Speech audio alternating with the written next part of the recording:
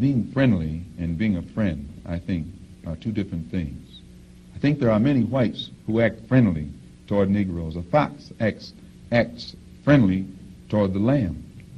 And usually the fox is the one who ends up with the lamb chop on his plate. The wolf doesn't act friendly, and therefore the wolf has more difficulty in getting the lamb chop in his plate. I'd like to point out, though, that... And I say that because it is usually if you study the structure of the Negro community, economically, politically, civically, psychologically, and otherwise, it's controlled by the white liberal, who usually poses as the friend of the Negro, who actually differs from the white conservative in the same way that the fox differs from the wolf. Their appetite is the same. Their motives are the same. It's only their mannerisms and methods that differ. I would agree that no doubt there have been a large number of whites who have posed as liberals and as friends of the Negro and who have time and again betrayed the Negro.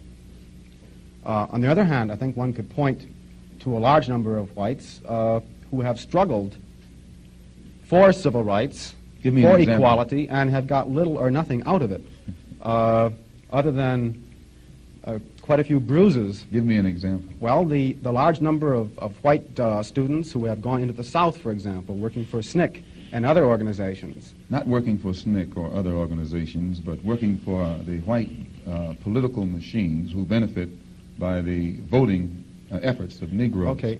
I'll be more specific. I would cite Herbert Hill, for example, as a kind of person who has championed Negro job rights, for example, in New York City and elsewhere. He has fought the political machine. First time I met Herbert Hill personally was when they were picketing to stop the working on the Harlem Hospital in Harlem.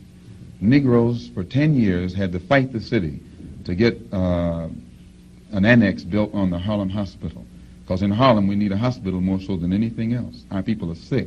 Plus we do a lot of cutting and shooting of each other, though we profess to be nonviolent. And Herbert Hill brought his forces out and stopped the working on that site. This is the first time I ever saw him. Then when work was brought to a halt on a hospital in Harlem, the same Negroes tried to stop the work at the Downstate Medical Center in Brooklyn, which is predominantly white. They were out there for 3 months during the summer. Couldn't stop anything. And I never saw Herbert Hill out there one time. Now, whenever it takes a stoppage of something that's going to affect the white man, you find the white liberal absent. But when it involves something that primarily will affect the best interests of black people, and black people only, then that white liberal is present. Herbert Hill is the labor secretary for the NAACP. And if he was interested in black people, he would prepare a black man with the type of knowledge and understanding of the labor troubles involving black people that would enable a black man to sit in the same position as Secretary of Labor or Labor Secretary in the NAACP. I'm suspicious of whites who join Negroes and always have to be in the lead, who always have to be the head, who always have to be at the top in Negro organizations. Those whites who really have the interest of blacks at heart, let them give some advice to some Negroes and stand on the sideline. But don't join the organization and then get at the head of it and pose as a friend of Negroes. Well, I would defend his sincerity and his commitment.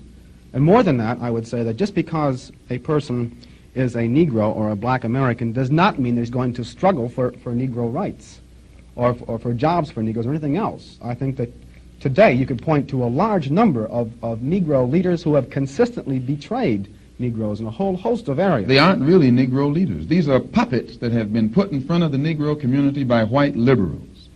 These are parrots that have been put in front of the Negro community by white liberals. You can't name me a Negro leader who